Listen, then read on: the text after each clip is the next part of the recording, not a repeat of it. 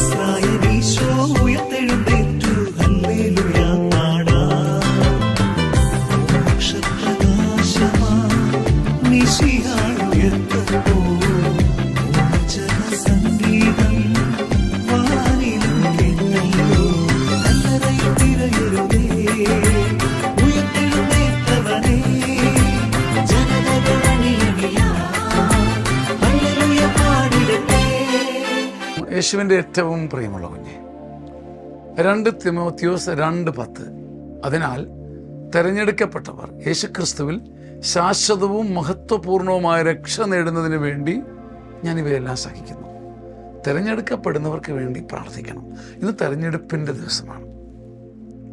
നമ്മൾ ഒരു വോട്ടിൽ അവസാനിക്കുക മാത്രമല്ല, തിരഞ്ഞെടുക്കപ്പെടുന്നവർ യേശുക്രിസ്തുവിൽ ശാശ്വതവും മഹത്വപൂർണമായ രക്ഷ നേടണം. ഈ ജനത്തെ അവർ സേവിക്കണം. അവർക്ക് ശാശ്വതമായ രക്ഷയും സമാധാനവും കൊടുക്കുവാൻ ഒരു ജനപ്രതിനിധി ക്ഷീണം കഷ്ടപ്പെടണം.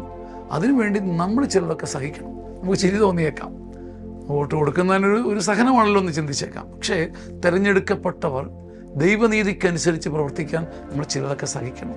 തിരഞ്ഞെടുക്കപ്പെട്ടവർ ശാശ്വതമായ രക്ഷ കൊണ്ട് പൗരന്മാരെ തീറ്റിപ്പോറ്റാൻ, വെറുതെ ഒരു അല്പകാലത്തെ പൈസ കൊണ്ടല്ല, സ്വന്തം നാടിനെ ദൈവതുല്യമായി കണ്ട് ശാശ്വതമായ രക്ഷ ജനത്തിന് കൊടുക്കുവാൻ അവർ കഷ്ടപ്പെടാൻ നാം അവർക്ക് വേണ്ടി സഹിക്കണം.